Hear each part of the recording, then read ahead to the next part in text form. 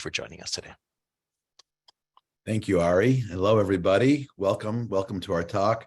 Let me just first by thanking whoever has that little screensaver that says Herzl's name in Hungarian, Herzl Theodore. Thank you very much for the little shout out there. And of course, before I start, I want to thank Nancy Kaplan for making this shidduch, for making this possible. You know, I've known Nancy for a long time. If you don't have a Nancy Kaplan in your community or in your congregation or whatever, you really should have one. I mean, she has that great combination of a love of continuing learning, but also a love of making continuing learning available for other people. And she's been putting me in front of people for, more than 20 years now. So anyway, thank you, Nancy. And I hope you enjoy this, even though I'm pretty sure at least some of this you've heard before. So the topic, Herzl's Budapest. As some of you may know, as many of you may know, Theodore Herzl, one of the founders of Zionism, was born in Budapest, and he lived in Budapest for the first 17 years of his life. He was born in 1860. The Herzls moved from Budapest to Vienna in 1877. Now, I begin by starting that because the common story of Theodore Herzl, his road to Zionism, oftentimes begins with after he left Budapest. His encounter with anti-Semitism in Vienna, and then his encounter with anti-Semitism in Paris during the Dreyfus affair. All of these things were formative moments for him. But because that's really the focus, that's our understanding of Herzl as his role in the founding of Zionism, we tend to overlook the first part of his life where he grew up in Budapest. He did have a very close relationship with the city. And I want to illustrate that by starting with a couple of quotes, a couple of things that Theodore Herzl himself said about his beloved childhood home. So at one of the first Zionist congresses, Herzl was talking about, well, you know, one of his basic notions was that anti-Semitism was just endemic. There was anti-Semitism everywhere Jews lived, in Europe, in America, Eastern, Western Europe, everywhere. But he said, Budapest is an island in a sea of anti-Semitism. He said, Budapest is a place, one of the few places where there really isn't any. That's one thing he said. I'll illustrate it a little bit more dramatically. Herzl died in 1904. One of the last interviews he gave before he died, an interview he gave in 1903 with the liberal Hungarian Jewish weekly newspaper Egyenlőség, which means equality. He was being interviewed. They were talking about a lot of things that his interviews do. And at one point, the editor of this newspaper, Miksa Szabolcsy, who was not a Zionist, he asked Herzl, do you think Hungarian Jews should become Zionists? And this is Herzl's answer in 1903. Herzl, he said, and I quote, "This I do not want, not in Hungary. I advocate the establishment of a Jewish state, but I am not encouraging this aim in Hungary, especially not for Budapest." So, of course, that might come as a little bit of a surprise. Herzl not encouraging Jews to become Zionist, or put it another way, Herzl encouraging one particular group of Jews not to become Zionists. It's almost unbelievable. It begs the question, what was it about Budapest, and especially the formative Budapest of his youth, that would lead him to this sort of conclusion virtually to the day he died? So the first thing I have to tell you something generally about Hungarian Jewish history, in case you don't know. Until the First World War, really, well, for the half century, from Herzl's birth until the First World War, Hungary was one of the least anti-Semitic places in the world. Now, after the First World War, for a variety of reasons, Hungary got very anti-Semitic very quickly. But before the war, in the world that Herzl lived in, Budapest really was a great place to live. There was less anti-Semitism in the Budapest of his youth than there was in America or anywhere else in Europe.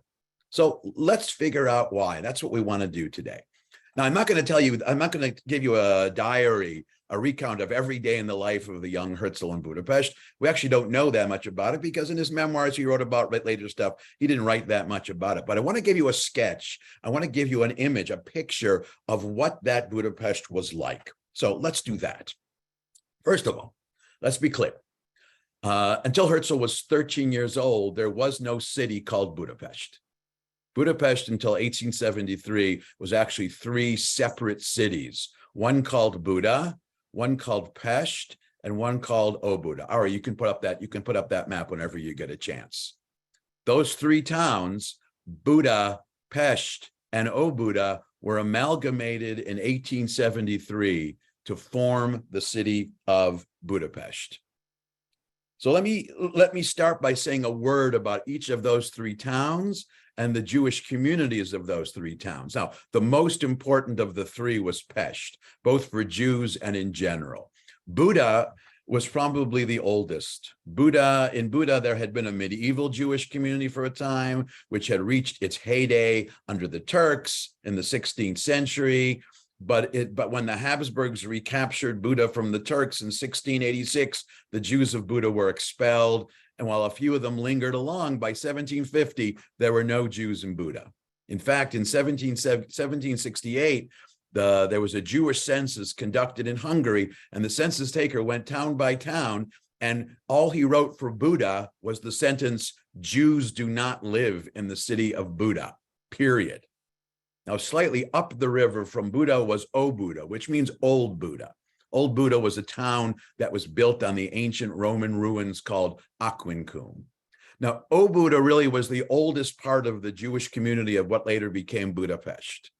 In Óbuda, unlike Buda was a charter town. It was a town that sort of self-governing. Óbuda was a private town owned by a single aristocratic family called the Zichis, who invited Jews to live there beginning in the 1730s. And really for a century after that, the 3,000 Jews who lived in Óbuda were, believe it or not, one of the largest and most important Jewish communities in Hungary. Now, one of the reasons they were so significant is because Pest, which would eventually be a large Jewish community, until the year 1800 or 1810, there was little or nothing in the way of a Jewish community of Pest. The city of Pest itself was late to develop. In 1700, Pest was basically a fishing village. Very little there. That same census in 1768, when the census taker was asked to count how many Jews lived in Pest, you know what he wrote? Not terribly originally, he wrote, "Jews do not live in the city of Pest." Same sentence, both towns. In other words, sorry to interrupt. Just a question. Can you point out on the map? I see Óbuda up here. Yeah, can you see where can you see my cursor? Buda is here. And where's here? Where's Buda? Like the Víziváros and the rest. Oh, this is Buda, and this is Pest over. I didn't realize I could manipulate the arrow. Okay, that's good to know. I'll move the arrow around now. Excellent. Pest developed relatively late and eventually became a large Jewish community, but it wasn't very much really until probably 1820. It was very, very small. Okay. Now, eventually, during the first half of the 19th century, Pest grew very rapidly. Pest was the center of commerce and trade and intellectual life. It was really the place to be. It was like a boom town. It was sort of the San Francisco part or the Manhattan part of what later became Budapest. And one of the reasons why the city grew quickly and one of the reasons why the Jewish community grew quickly has to do with the fact that originally, the original part of the city was, if you can picture this, follow this little arc right here, was a small area known as the inner city, known as the Belváros in Hungarian, the inner city. That was a small little area adjacent to the river. Originally, that's all there was of Pest. Jews were not allowed to live there. That's what the census taker was talking about. But beginning in the 1780s, the Habsburgs, who ruled Buda and Pest and Óbuda, they began to build suburbs around the city, each of which was named after a Habsburg emperor, like Lipotváros was named after Leopold, and Terézváros after Maria Theresa, and Erzsébetváros after Elizabeth, who was the wife of Franz Joseph, and Józsefváros. They were all, and in these suburbs were more difficult to control and to regulate, and people who were not allowed to live in the inner city were able to settle in these suburbs. And so consequently, this is where new Jewish neighborhoods popped up, especially in this area known as Terézváros. Terézváros, it wasn't the original Jewish neighborhood, which was Obuda, but it was the Jewish neighborhood really by the 1820s. This is where most of the Jews lived. This is where first and second generation Jews moving to the town lived. This was the center of everything. Now, by 1860, the Jewish community of Pest had gotten quite large. It was in the tens of thousands. This was a rapidly growing city in terms of population, but also a rapidly growing Jewish community. Let me just give you a couple of numbers to give you a sense of how quickly this was growing. First, I'll tell you the three cities together. The three cities together, altogether in 1800, there were maybe 3,000 Jews. The three cities together in 1900, there were over 200,000 Jews. That's rapid, rapid growth. Most of those 200,000 Jews lived in Pest, meaning Pest in 1800, there were fewer than 1,000 Jews. Pest in 1900, there were more than 180,000 Jews. Pest was the place to be, and that's where Herzl was born. He was born in 1860 at a point when the growth had been going on, but he was born at a point where this growth really began to accelerate for a variety of reasons. Jews were moving in quickly. The city was beginning to industrialize. It was beginning to expand its own landscape. Now, I would say that Herzl's early life, if you want to generalize about Herzl's early life living in Pest and then in Budapest, I would make two generalizations about it. First, Herzl's life in Pest was emblematic of the fact that living in a Jewish community in a large city, we might describe that as a double-edged sword in the sense that, on the one hand, a big city, and we've all been to big cities, any big city you can think of, big cities tend to be fluid, big cities tend to be anonymous, and for minorities who live in the big city, it's easy for a member of a minority community to sort of drift away and leave the community. In other words, the fluidity and openness and anonymity of the big city facilitates disaffection and drift and assimilation into the mainstream. And that was certainly true in Pest, and after that in Budapest as well. Herzl didn't have very much in terms of a Jewish identity. That's on the one hand. But on the other hand, and I think this is the part of big city life, especially a large Jewish community, approaching and then exceeding 100,000 in a large city. This is the part we often forget. Think about it. If you have a Jewish community of over 100,000 or a Jewish community of 200,000, even in a big city, that's a lot of Jews living in a relatively compact urban space, which means that even though there are always going to be some Jews who are leaving and assimilating and disappearing from the Jewish community, there's always going to be a large constituency that will be able to support and sustain and participate in a large array of Jewish communal organizations and institutions. Think about it. A small Jewish community can only sustain one synagogue, one school, one rabbi, one cemetery. But a large Jewish community can have multiple schools and synagogues and rabbis. And that brings me to the other aspect of Herzl's childhood, the diversity and variety of urban Jewish life. Living in a small town, you don't have that many options. The Jewish community tends to be what it is. There aren't that many people. But if you live in a community that's over 100,000 and approaching 200,000, that's a lot of people. There's a lot of possibilities there. Now, this is important for understanding Herzl because consider the following contrast or juxtaposition. Herzl grew up, his apartment. If you go to Budapest today, you can visit the apartment where he grew up, which is a stone's throw away from the large synagogue, the Dohan Street Synagogue, the Dohan Synagogue in Budapest. He lived maybe 30 feet away from one of the largest and most magnificent synagogues in Europe, and he almost never went. He was not a synagogue-going guy because he didn't do very much Jewish.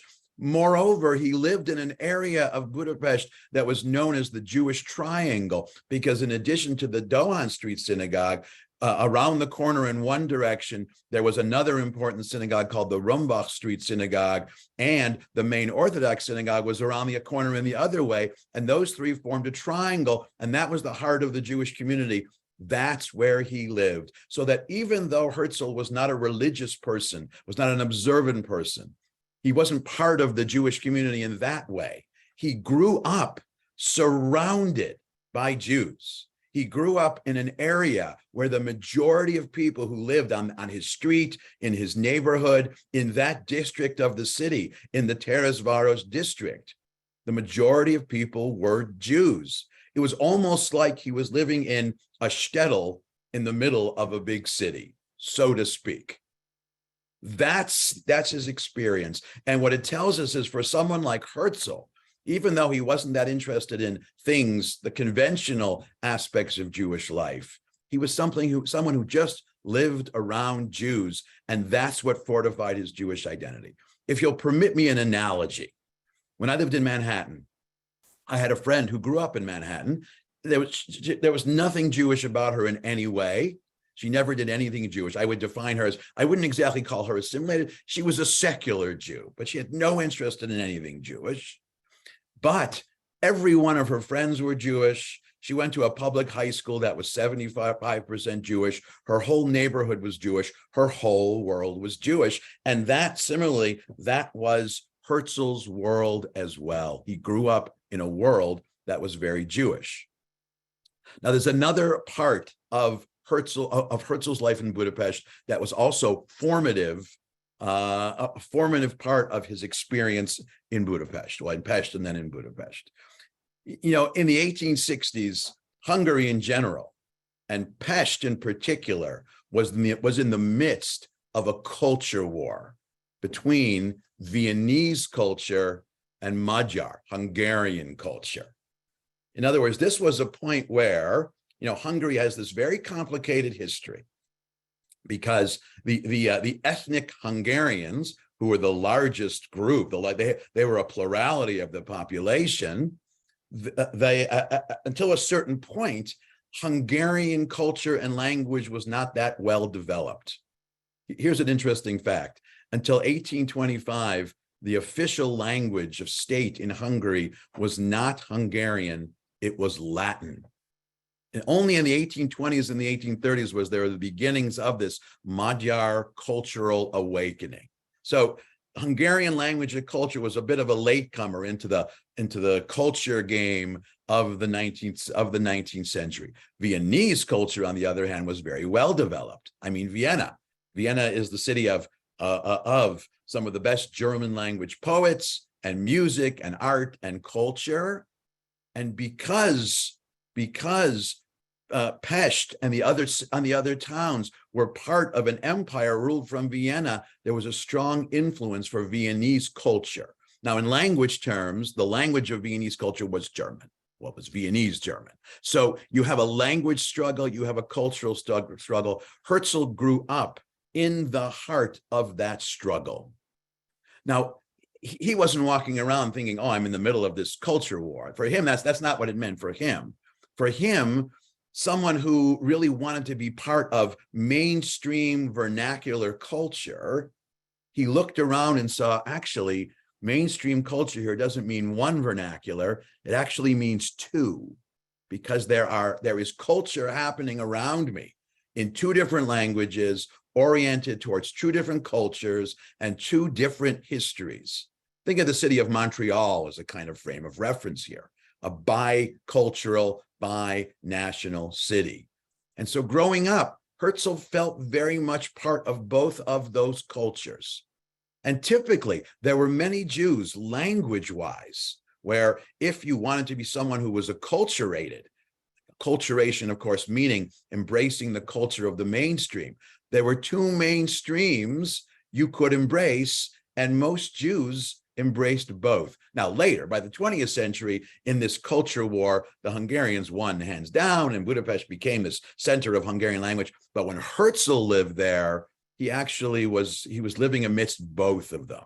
And so Herzl grew up with the notion that a person doesn't have to have just one language and one culture.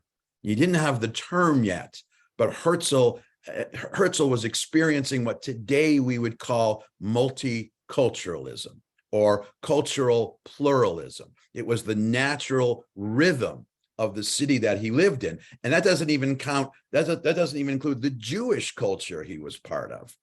So that was a big part of his world. Now, he also grew up in Pest at a moment when the Jewish community was reaching a real level of prominence. Herzl was born in 1860. Coincidentally, in 1860, the Jews of Pest began construction on their greatest construction project. That's the year they began construction in earnest on the Dohan Street temple. Now, if you've never seen this temple, I mean, it is quite magnificent. It was one of the largest synagogues anywhere in Europe. It held more than 4,000 people, and it took several years to build. And it became really the symbol. It became the symbol of the emerging greatness of this Jewish community. In fact, it's worth pausing and reflecting what it means for a Jewish community to build a synagogue like that. And I would say it means three things. First of all, it means they have the money to do it, because you can't build a synagogue like that. I mean, it isn't just that it's large. The materials used for that synagogue, the marble and the other materials, it cost a lot of money, much of which they raised from, as one would expect, the wealthier members of the Jewish community contributed a lot, and they sold seats in the synagogue. When you're selling thousands of seats, you know, this is a way to help fund it. So it reflects, first of all, the wealth of the Jewish community of Budapest, but that's not it.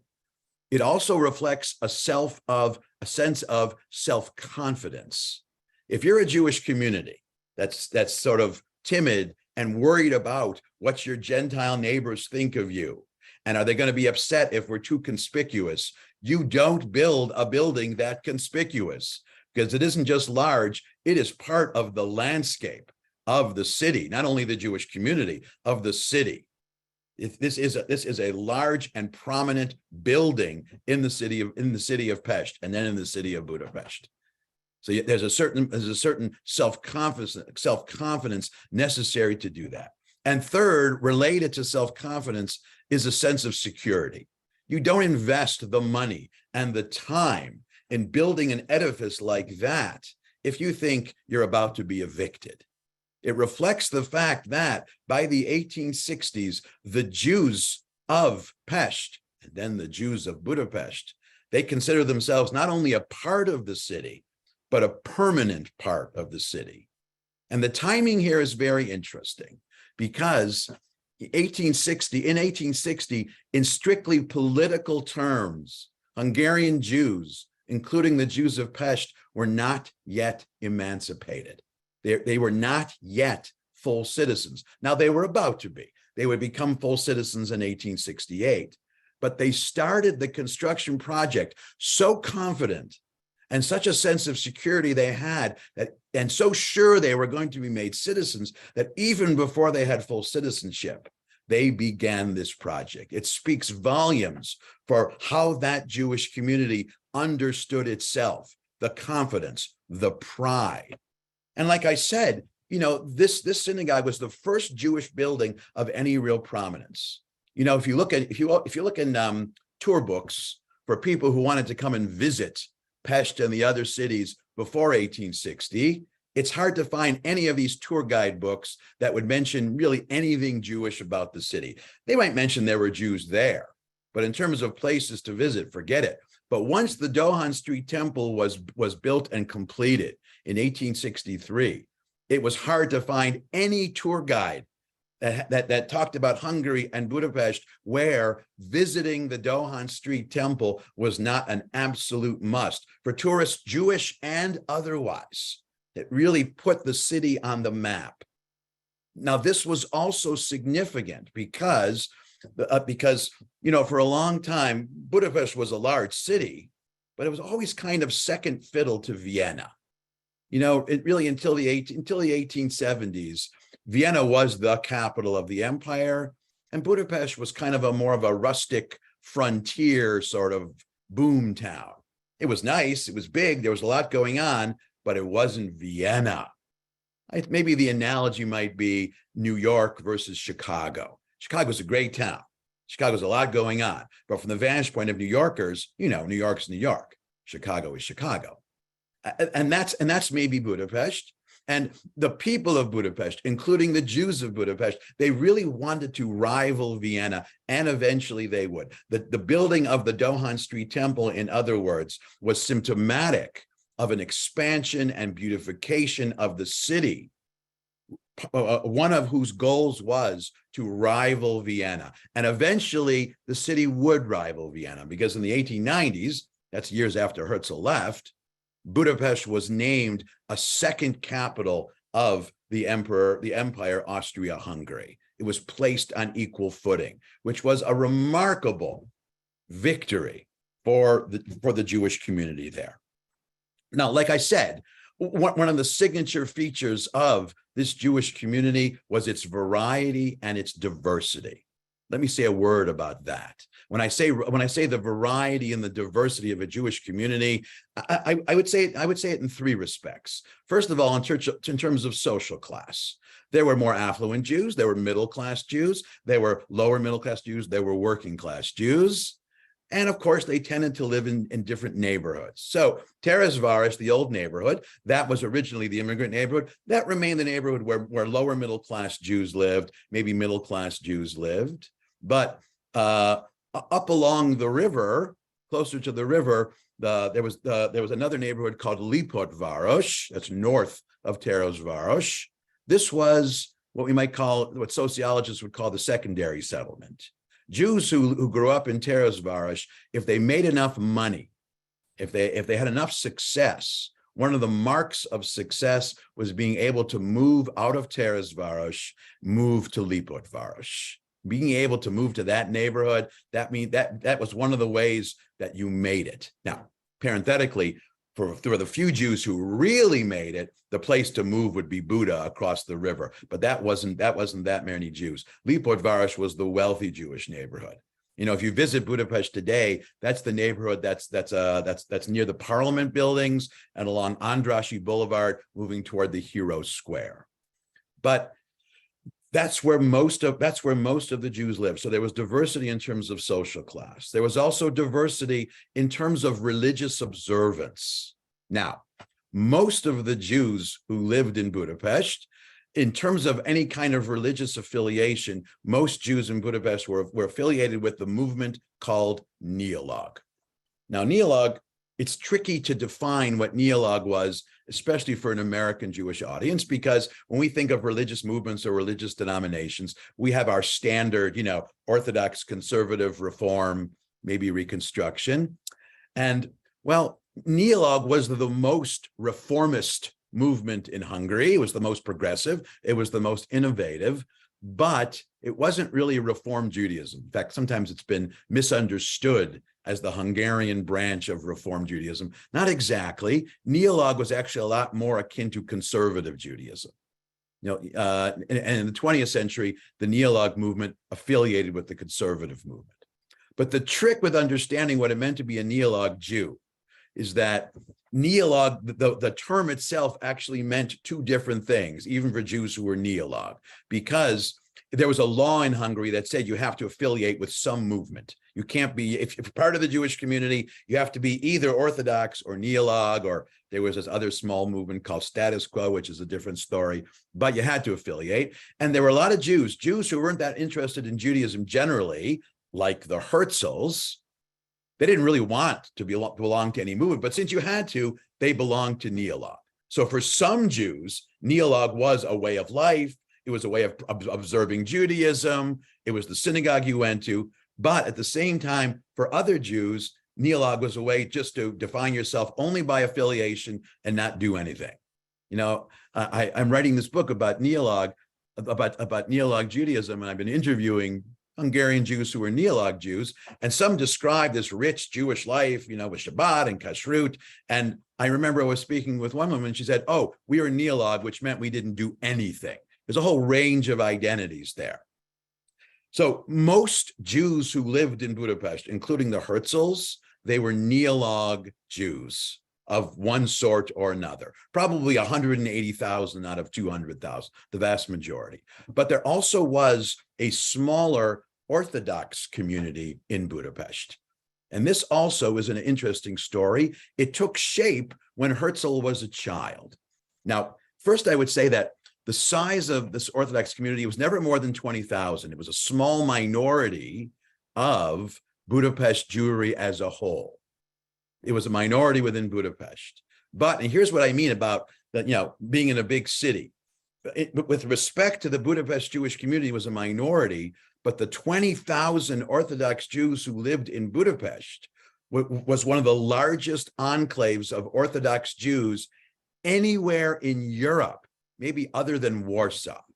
So you see what I mean? Locally, it was a minority, but most Orthodox communities around Europe were much, much smaller. And so as a sub-community, that same phenomenon of the big city where, yes, they were facing the pressures of a non-Orthodox Jewish community or non-Orthodox Jewish majority, but there were a lot of Orthodox Jews there together. Now, they were fully aware of what was going on. They knew where they were. And this Orthodox community went to great lengths to try to insulate itself as best as it could from the rest of the Jewish community, with very limited success. I mean, ultimately, they came to terms with the fact that their best strategy was to try to provide programs and institutions and learning that was as attractive as everybody else. That was really their only hope for retention. But it was there. So there was a religious diversity along with a social diversity. And of course, there was a cultural diversity. Some Jews in Budapest gravitated towards Viennese culture. Some Jews in Budapest gravitated towards Hungarian culture. And then finally, of course, there were many Jews in Budapest who simply were what we would call highly acculturated or even assimilated. Now, another interesting part of the sub-community, this is something else interesting that happened in Hungary generally, but especially in Budapest. One of the unusual things about Hungarian Jews after 1860s is from the 1860s until 1914, over 300 Hungarian Jewish families were ennobled. They became part of the Hungarian nobility. Nowhere else in Europe was the number that high. They were ennobled in the sense that the Rothschilds were ennobled wherever they were, except instead of that happening one time, it happened like 300 times. Now, most of the ennobled Jews weren't Rothschilds, but these were generally affluent, well-connected Jewish communities. And of the 300 ennobled Jewish families in Hungary, probably 250 of them lived in Budapest. So a sub-community of this Budapest Jewish community, one of the sub-communities was Orthodox Jews, but another sub-community were ennobled Jews. Now, it's interesting because the ennobled Jews, what they really wanted was to be welcomed into noble or aristocratic society in the city of Budapest. They really never weren't. They really never were. It was very difficult for them. Or to do that, you had to convert, to become Christian. But the ennobled Jewish families, they found themselves in a situation where they were noble and they had they had the pride of being noble, but they didn't have full access to noble society. So what do you do in that situation? You build your own noble institutions. You have to create your own noble situation. And you keep trying to break in. You keep trying to become part of that noble society. But with respect to the Jewish community, for someone like the Herzls, they were very much aware that within the Jewish community, there were actual nobles. In fact, there's an interesting recollection that one Hungarian Jewish writer, she's telling a childhood story. She remembers a family wedding. And this was a middle-class Jewish family in Budapest. They're having this wedding and, they have this guest list. And on the guest list is a prominent noble family, a prominent Jewish noble family. And what's basically happening at the wedding is everyone is just watching the door instead of the bride to see if this noble family is going to show. I mean, I always feel bad for the bride when I hear that, but it's supposed to be a little bit funny or ironic or something like that. But that was also part of the city. This was a highly diverse Jewish community and a highly vibrant Jewish community, because another substratum of that community were, I would say, third generation Jews. In other words, the grandchildren of Jews who came there, or sometimes even the children who, the parents The grandparents arrived and were probably petty merchants or pushcart vendors or something very small. The second generation became more successful in business, but the third generation, they went to college, they became professionals and part of the intelligentsia. And for Herzl's generation, simply going into business like his parents were, his father was, that wasn't good enough.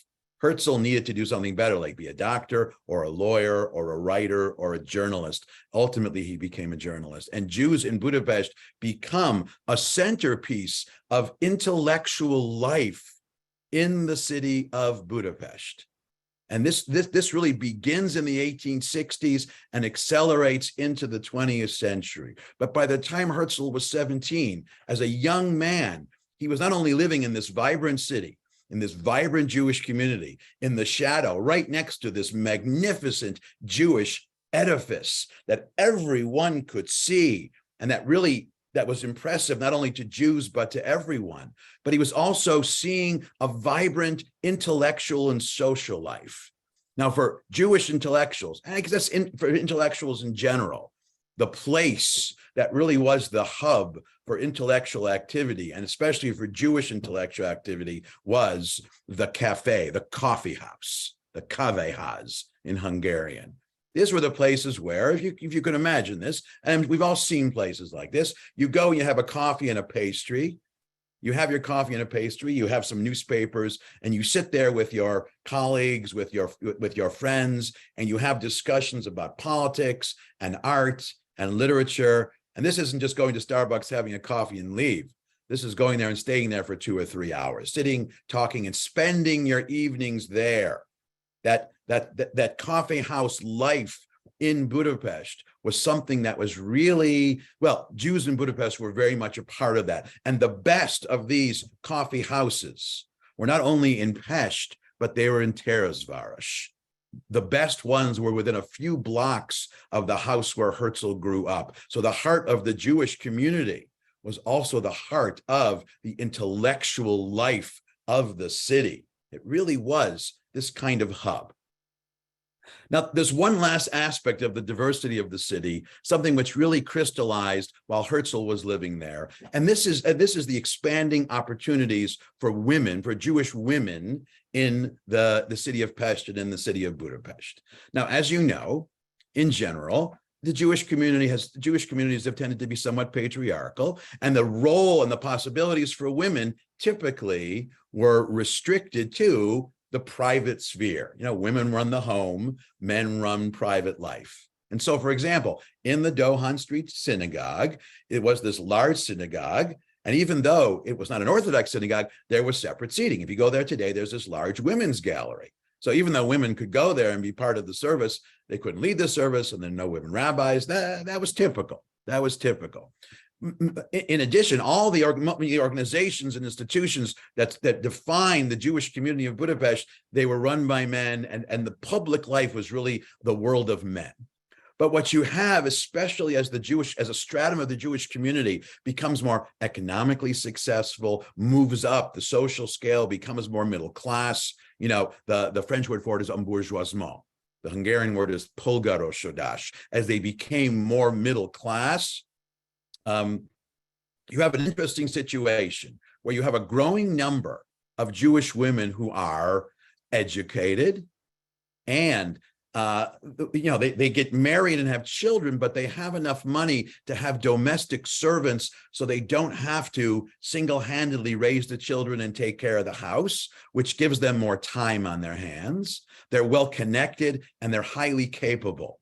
The problem is they have nowhere to channel this energy and time. Imagine the frustration. You have the time, the resources, the ability, the connections to really be active in some public institution, but the mentality of the Jewish community won't allow it. And the outlet, what these women eventually did, around the year 1860, is they founded what was known as the Pest Israelite Women's Association.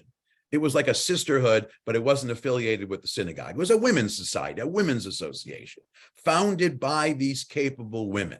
And what they did was remarkable. They started with, traditionally in the Jewish community, One of the things that women were allowed to do beyond the home was charity, raise money. Women were the great fundraisers of the Jewish community. This has been true for a very long time. And this women's society, they were very good fundraisers. They could raise money for charitable causes, but they pushed it a step beyond.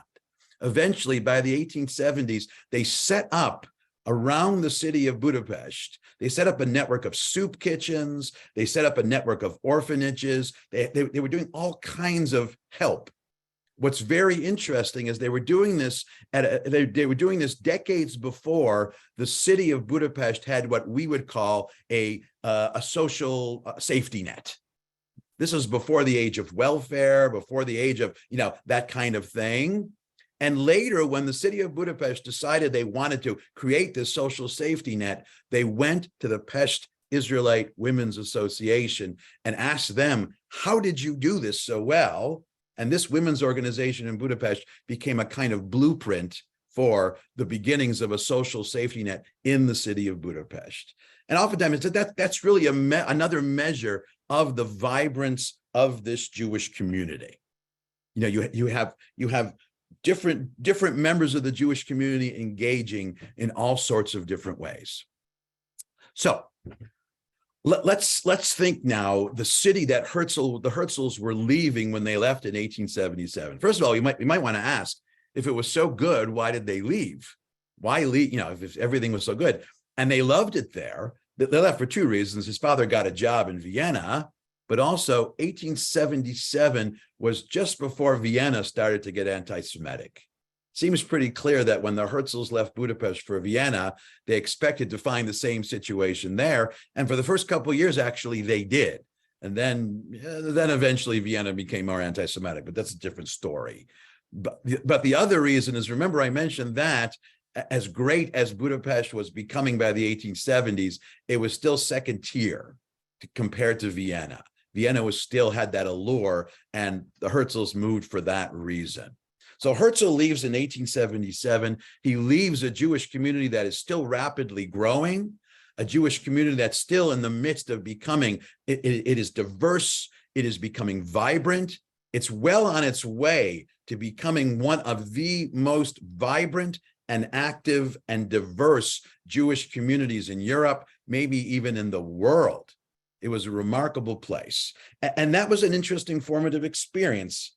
So I would end by asking the question, does this matter in terms of Herzl's formation, Herzl's formative experience, or his path to Zionism?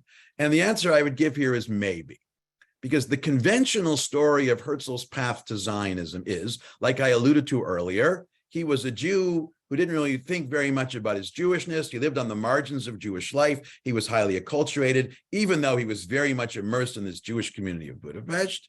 And he was sort of traumatized and shocked by racial anti-Semitic encounters in Vienna and Paris. And that's what converted or transformed him into a Zionist. That's the conventional story. And I think that story is accurate, but it may be incomplete. Here's the one additional element we might add to the story of Theodore Herzl based on his experience in Budapest. Because remember what I said, he grew up in a city that was a multicultural city. He grew up with the notion, hardwired into his psyche, hardwired into his understanding of the world, and understanding of questions of identity, that you're allowed to have more than one.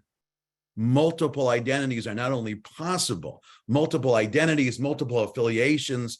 Incidentally, I don't mean multiple identities in terms of being schizophrenic. Multiple identities, multiple affiliations, multiple connections are not only possible, but they're maybe even preferable. It makes life more interesting. So for Herzl to add this connection to Judaism through Zionism was not adding a second to a monolithic identity, but rather adding a third to an already pluralistic identity.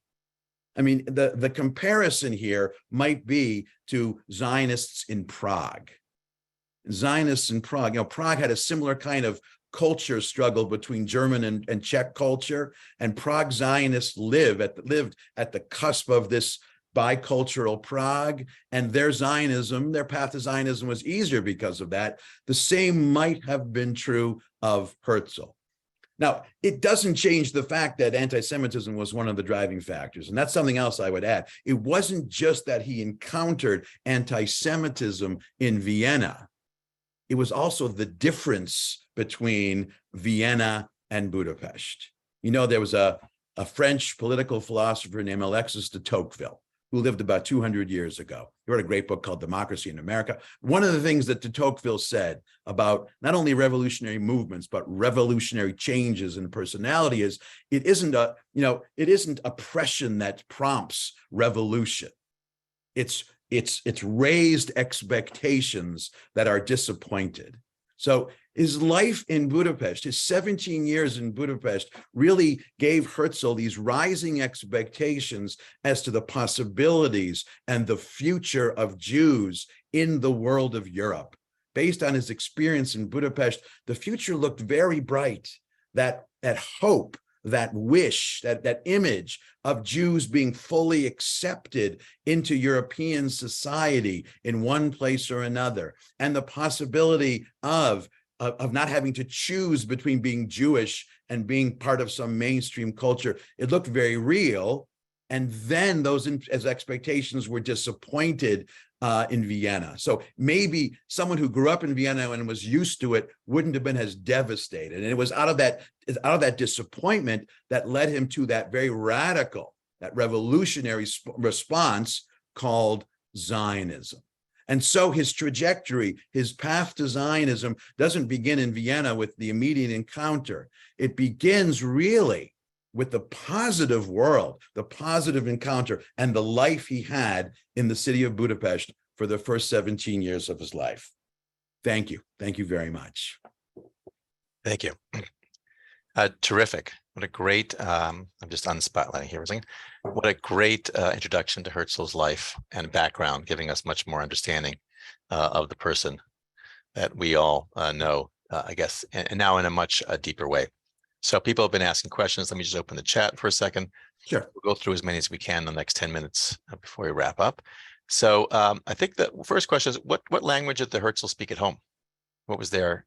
You talked about this multiculturalism, this Hungarian versus Viennese. Where were they in that at home? Both. They spoke both languages, Hungarian and Viennese. He grew up with both languages.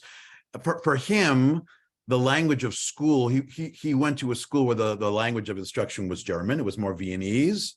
But living in that neighborhood, living in that world, you lived in both cultures, in both languages. So he was naturally bilingual growing up. Now, he didn't really know Hebrew very much, and Yiddish for sure. Hungarian Jews never bothered with Yiddish, but those were his two languages. You talked about the incredible growth in the Jewish community in Budapest, depending on whatever, in that area, from 2,000 to about 200,000. Where'd they come? People want to know, where did the Jews come from to move, the ones who moved to that area? Great question. So Jews came to Budapest. Most of the Jews who came to Budapest, immediately they were coming from other parts of Hungary. So especially after the railroads began, after there was railroad construction, you could just get on a train in a smaller town and come to Budapest and come and move there. Or you could travel, even before that, you could travel along the Danube. Now, before that, the Jews who were living in these other places, originally, most of the Jews came from Bohemia and Moravia. A smaller number of Jews came from northeastern Hungary over the Carpathians in places like Galicia. But really, much of the Jewish community of Budapest were Budapest-born Jews who were the children and grandchildren of Jewish immigrants from Bohemia, Moravia, and to a lesser extent from Galicia. Great. Now, you talked about the lack of anti-Semitism in Budapest. You kind of mentioned Hungary. So was it different? Was Budapest different than the rest of Hungary? Or was Hungary in and of itself not as anti-Semitic? Great question. As the rest of part of the world? Great question. I would say that Budapest was unique, and Hungarians were very aware of the fact that Budapest was unique. I mean, until World War I, Budapest was the great shining star of Hungary, the great pride. After the war, Budapest, for Hungarians who became more right-wing and more parochial and less tolerant, Budapest became the sort of anomalous, overly Jewish place. But during Herzl's life, Budapest was the shining star. Now, in terms of anti-Semitism elsewhere, it wasn't that there was none, but I would say that until World War I, anti-Semitism in Hungary really wasn't mainstream. I mean, there were moments. There was a blood libel in a small town near the Carpathians called Tisza Eslar in 1882. And that was followed by a brief period of riots in Hungary. But these riots never amounted to anything, and they were put down very quickly. In other words, most Hungarians didn't really agree with them. Or I'll give you another example. In the 1880s, there was the first anti-Semitic politician in the Hungarian parliament, whose name was Viktor Istóczy, or Győző Istóczy, who made these anti-Semitic speeches, but he never had much traction. Until the First World War, he was really on the margins. And in fact, there was a Jewish member of the parliament who debated him and really shouted him down. And Istóczy, he was on the margins of Hungarian society and Hungarian politics until the First World War. You see, the heart and soul of Hungarian politics and culture was the Hungarian nobility. And by the second half of the 19th century, the Hungarian nobility was largely liberal and was largely ecumenical and was becoming more and more cosmopolitan. And so that created a welcoming situation, not a perfect situation, but a welcoming situation for Hungarians, not only in Budapest, but elsewhere as well. And there are other reasons for this. I'll mention one other reason. For Hungary general, this is the age where ethnic and nationalist politics are becoming very important. And in political life, it was very important to be the ethnic majority in your own country in terms of nationalism. And in Hungary, until World War I, the ethnic Magyars, the Hungarians, were only 45% of the population. Hungarian Jews were 8% of the population. So if you do the math, 45% plus 8% equals national majority if you define and consider Hungarian Jews as Hungarians of the Jewish persuasion. So there was this powerful motivation to see Hungarian Jews, even Orthodox Hungarian Jews, as long as they learned the language, to count them as Hungarians, to see them as allies in the national struggle against other ethnic groups. They also regarded Hungarian Jews, especially in smaller towns, the term they would use, they called them agents of Magyarization. Hungarian Jews who have acculturated, who have embraced Magyar culture, would help other non-Magyar minorities become more Hungarian. So there was this synergy, there was this ethnic alliance until the First World War, and that really tamped anti-Semitism down. There was a question I don't know the answer to about the role of the Catholic Church, if at all, in Hungary.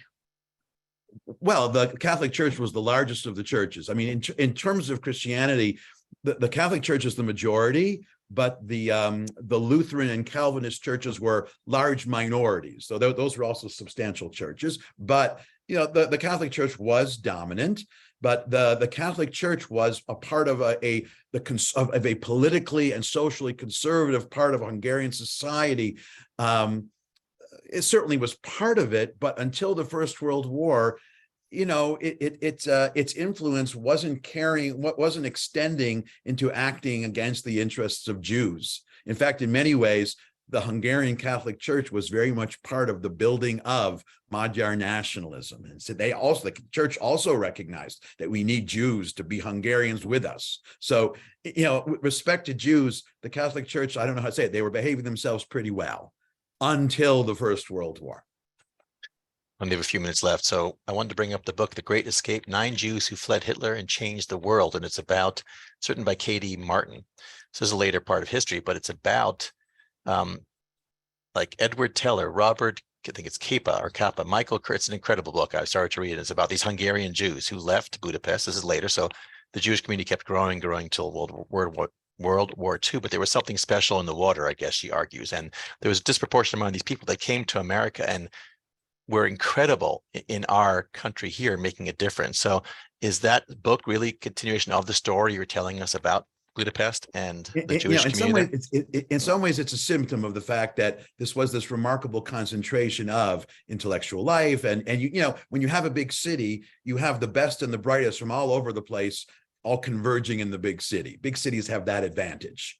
They have, you'll have one bright mind from a small town who will leave the small town and come to New York City or Paris or London or Budapest. So it's not that surprising. At the same time, I think this is a kind of, there is an element of romantic nostalgia about that. I mean, there wasn't anything in the water, to put it that way, but structurally, in terms of bringing together great minds, a big city like Budapest was certainly true. In fact, there's a joke about there was, because Hungarians and Hungarian Jews were very prominent in certain disciplines, especially in physics. And the joke is there was this international conference of physicists that took place someplace in South America, and someone said, "Well, what was the language of the conference?" It said, "Oh, of course, the language was Hungarian, because it was all Hungarian Jews." I mean, that there were certain disciplines like that. So yeah, I mean, it's not surprising in retrospect, but I wouldn't want to overstate that there was something magical about the city. I don't think this is unique to Budapest. You can make a similar kind of argument about Budapest, Vienna, Berlin, Paris, London, New York, Chicago, LA. I mean, big cities attract people from all over. You can say the same thing about Tel Aviv and Jerusalem. They attract people. I mean, the cuisine in Tel Aviv is because it's so good. It's because cuisine has been coming from all over the world and is blending together. So that world that they describe is the kind of intellectual or scientific fusion, so to speak, of minds from all over the world, like fusion cooking or fusion culture. This is probably a subject for another program, but do you want to know, well, then what happened? Well, how did anti-Semitism? Oh, how did it get bad? Yeah. This is what happens during the course of the First World War. Hungary's on the losing side of the war, and then a couple of things happen all at once. First of all, at the conclusion of the war, there's a communist revolution in Hungary. There was one in Russia in 1917 that worked. Then there was one in Germany that failed. Then there was one in Hungary that failed. Now most Hungarian Jews were middle-class capitalists against this revolution, staying out of its way. But wouldn't you know, the leader of this revolution was a guy named Béla Kun, who was of Jewish origin. So of course, all the racial anti-Semites said, those who believed in the conspiracy that all Jews are communists and all communists are Jews, they didn't only point to Béla Kun, they blamed all Hungarian Jews for this frightening, disruptive communist revolution. So that's the first thing. The second thing that happens is at the conclusion of the war, there's a redrawing of the map of Central and Eastern Europe, and 2/3 of Budapest is given away to other countries. So Slovakia used to be part of Hungary, and then Croatia used to be part of Hungary, and Transylvania. So after this redrawing, after the Treaty of Trianon, which is this signature moment in Hungarian history, Hungary is much smaller. Hungarians call that post-redrawing map, they call it Rump Hungary. The golden age is over. Now that had two effects. First of all, before the war, in that larger Hungary, there was a division of labor between Hungarian Jews and nobles. Nobles tended to be bureaucrats. Jews ran commerce and industry. When the state was reduced in size by 2/3, so was the government. Many nobles who had government jobs were out of work, and they moved into industry and commerce and became competitors with Jews for the first time after a century of partnership.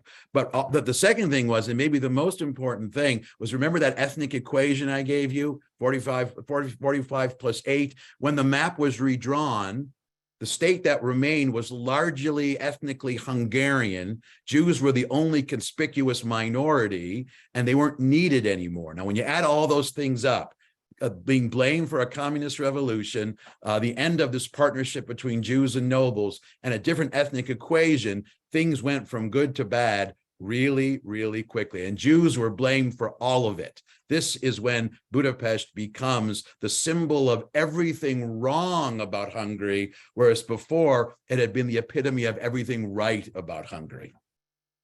Wow. In a nutshell. That was an incredible nutshell. So I think we're out of time. I think based on the comments, I think we have to have you back. Nancy, you gave us a good speaker. Everybody wants you back, Howard. I know you, and Howard sent me like 25,000 topics, everybody. He can talk on anything. Okay. And we'll do a program. You'll tell us why you love Hungary so much at Budapest, because I know there's a story behind that as well. Absolutely. Anyway, so you want me to do 25,000 lectures? Is that what you're saying? Well, at least 25. Not Okay. 25,000. We, We'll start with we have 1,000 many and go years for from there. CSP. We have many years. So Oh, that's good. I wanted to thank you. I want to thank Nancy for the recommendation. Thank you all for joining us in this little foray into the history of Budapest and history of Herzl, background of Herzl's life. You know much more about Herzl than most of your friends now. So thank you, Howard. Thank you, everybody. Have a great day. We'll see you, members, we'll see you when we go back to the world of Jews and at the Arab world this week. Take care. Be safe. Hopefully you have nice weather. Hopefully the cold stuff is gone. And if you're from Michigan, Detroit, say hi to my brother Baruch if you see him on the streets of Huntington Woods, okay? You got it. Ciao, everybody. Take care.